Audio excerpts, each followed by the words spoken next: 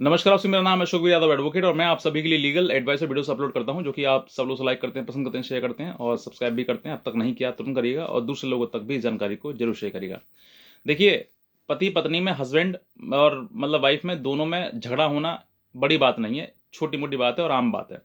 जब साथ में रहते हैं तो कभी ना कभी मनमुटाव या झगड़ा हो ही जाता है, लेकिन कभी कभी झगड़ा इतना बढ़ जाता है कि पत्नी जो है समझ नहीं पाती है और फिर उसमें धमकियां या लड़ाई झगड़े बहुत ज़्यादा बढ़ जाते हैं।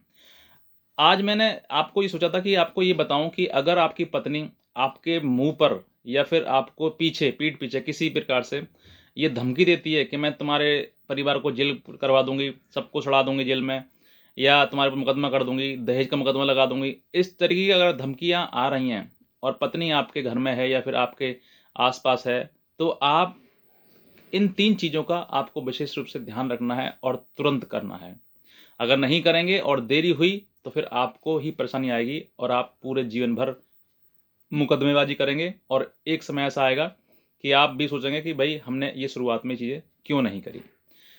बात तो बताना चाहूँगा क्योंकि पत्नियां जो हैं वो आजकल उनको मालूम है कि भाई हमारे पक्ष में कानून है, तो उन कानूनों का जो है वो कहीं न कहीं धमकी के तौर से या फिर किसी मतलब अपनी बात मनवाने के तौर से धमकियाँ दी जाती हैं, जिससे पति बेचारा घबरा जाता है, डर जाता है और जैसे पत्नी कहती है, जो कहती है करता रहता है। तो वो कुछ लोग, कुछ पति ऐसे भी हैं जो नहीं करते हैं, हर हालात में, किसी भी हालात हो जाए नहीं करेंगे, नहीं झुकेंगे, चाहे वो कितनी भी कीमत उसको उनको चुकानी पड़ जाए।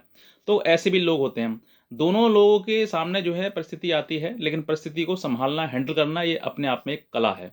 अब आप बात करते हैं कि जैसे आपकी पत्नी आपके घर में है और लड़ाई झगड़ा हो गया है और झगड़ा छोटा-मोटा है, कोई बात नहीं, सँभाल सकते हैं, लेकिन ज़्यादा बड़ा हो गया है या फिर वो पत्नी जो है जानबूझकर बढ़ा कर रही है उस चीज़ के लिए, क्योंकि समय है।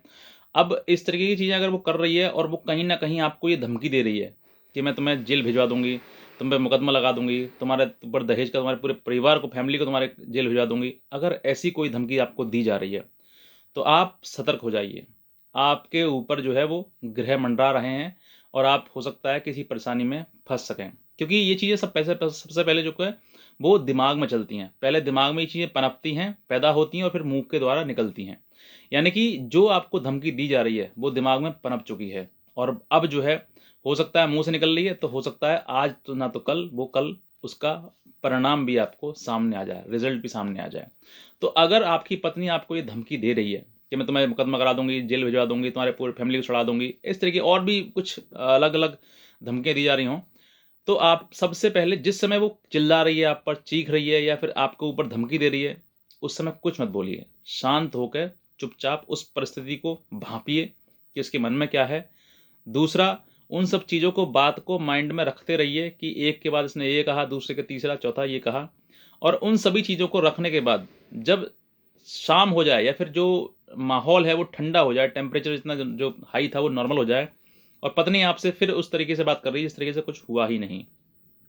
उस समय पर जाकर आपको वही चीज़ दोबारा से रिपीट करनी है, बतानी है कि तुमने ये कहा और ये कहा। अब इनका मैं बताता हूँ भविष्य में, उससे ये बोल भी देना कि मैं जो बातें बोल रहा हूँ इसमें अब टेम्पर नहीं होना है, अब मेरी बारी है, मेरी बातें सुनो आप। जो तुमने कहा अगर तुम वो करती हो, तो भविष्य हमारा और तुम्हारा दोनों का अंधकार में चला जाएगा। दूसरा, आप बच्चा परिवार में है, घर में है, मतलब हो सकता है आपके आपके पास बच्चे भी हों, तो आप सोच कर देखिए कि वो ये आप यही बताना कि अभी तो हमारी ज़िंदगी दोनों बर्बाद होगी, लेकिन साथ में इन बच्चों की भी होगी। इनको या तो पिता का साया इनके ऊपर से हट जाएगा या फिर माँ का, तो कुछ भी हो सकता है और दोनों परेशान रहेंगे, दोनों की परिस्थिति जो परवरिश है वो अच्छे से नहीं हो पाएगी। ये बातें पूरी बताएँ आप। और दूसरे साथ में ये भी बताएँ कि अगर तुमने ये किया, मान लीजिए तुमने जेल भिजवा दिया, ठीक है? मान लीजिए झूठा मुकदमा आपने कुछ लगा दिया, क्योंकि महिलाओं के लिए कानून है ज़्यादा, तो हो सकता है वो कुछ भी लगा देती है, क्योंकि आजकल महिलाएँ 376 जैसी चीज़ें फटाफट यूँ लगा देती हैं, 377 यूँ लगा देती हैं।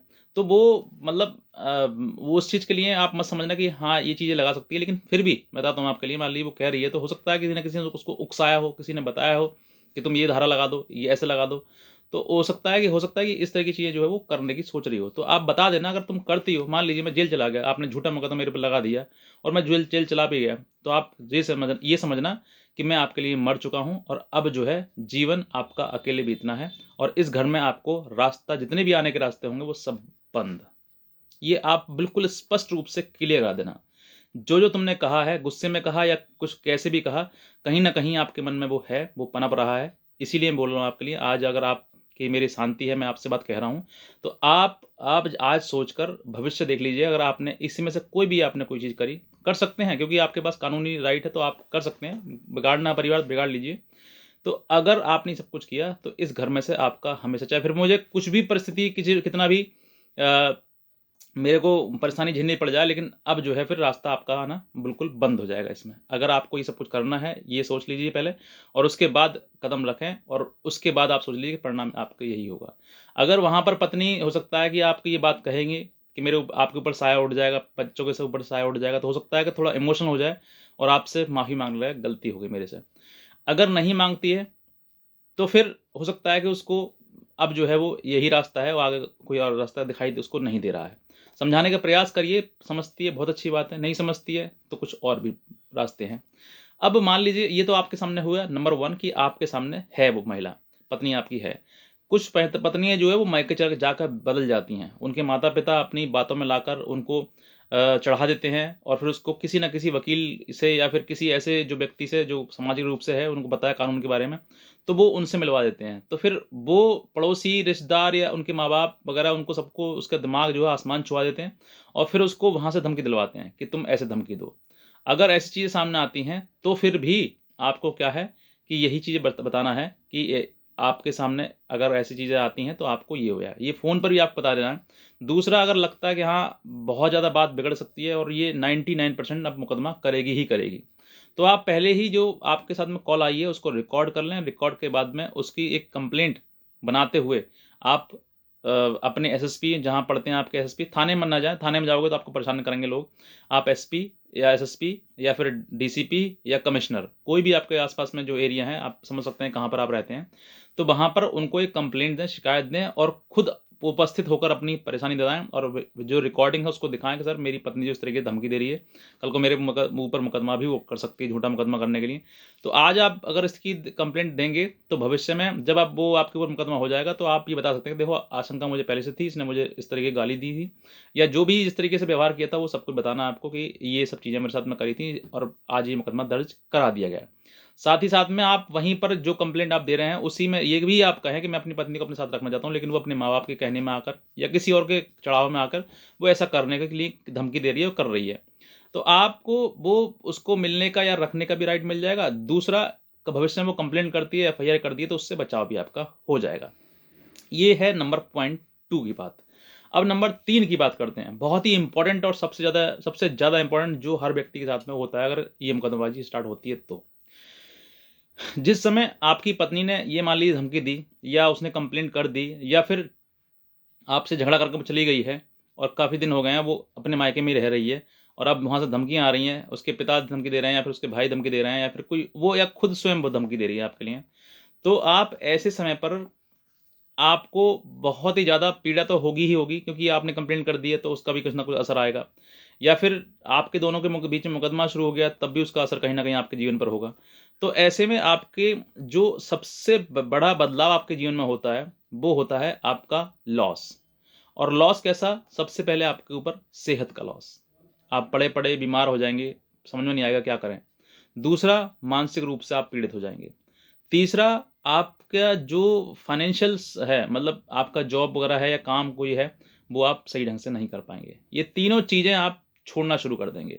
ना शरीर का ध्यान रखेंगे, ना ही अपना मेंटली हालत ठीक करेंगे, जो आपकी खुशी थी वो खत्म हो गई सब। तीसरा, आपको जो पैसा जहाँ से कमाना शुरू किया था आपने, या जॉब कर रहे थे या कोई बिज़नेस कर रहे हैं, आपको वहाँ पर बिल्कुल आपका मन नहीं लगेगा, और आपको कुछ भी करने का मन नहीं लगेगा। और यही पति जो है वो सबसे बड़ी गलती यहाँ ही कर देते हैं कि वो जहाँ पर जिस तरीके से घटना सामने आती है, जिस तरीके से चीज़ें बदलती हैं, जीवन बदलता है, परिवर्तन आता है, उसमें आप ये सब तीनों चीज़ें जो वो छोड़ देते हैं। और इन तीनों चीज़ें छोड़ने के बाद जो है, आप कमज़ोर, असहाय और अकेलापन महसूस करते हैं। इस वजह से आपको टेंशन, डिप्रेशन और एंग्ज़ायटी और भी चीज़ें, बीमारियाँ आपको खाने लगती हैं, आपको चुभने लगती हैं।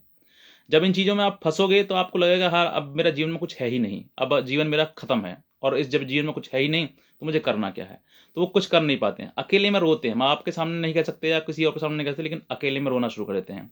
तो आपको रोना नहीं है और इन तीनों चीज़ों को आपको लॉस नहीं करना है। आप अगर अपने जीवन में आगे बढ़ना चाहते हैं तो आपको इन तीनों चीज़ों का विशेष रूप से ध्यान रखना पड़ेगा। अपने शरीर का भी ध्यान रखना पड़ेगा, मेंटली हालत का भी ध्यान रखना पड़ेगा और फाइनेंशियल। अगर आप शारीरिक रूप से कमज़ोर हो गए, शरीर में दम ही नहीं रहा या बीमारियों ने घेर लिया आपको, लड़ नहीं पाओगे। दूसरा, आपके पास दिमागी ताकत नहीं है, मानसिक रूप से आप कमज़ोर पड़ रहे हैं, तो फिर भी आप लड़ नहीं पाएँगे। तीसरा, आपके पास फाइनेंशियल सपोर्ट नहीं है, पैसा नहीं है या फिर आप पैसा कमाना ही बिल्कुल बंद कर दिया आपने, नहीं लड़ पाओगे।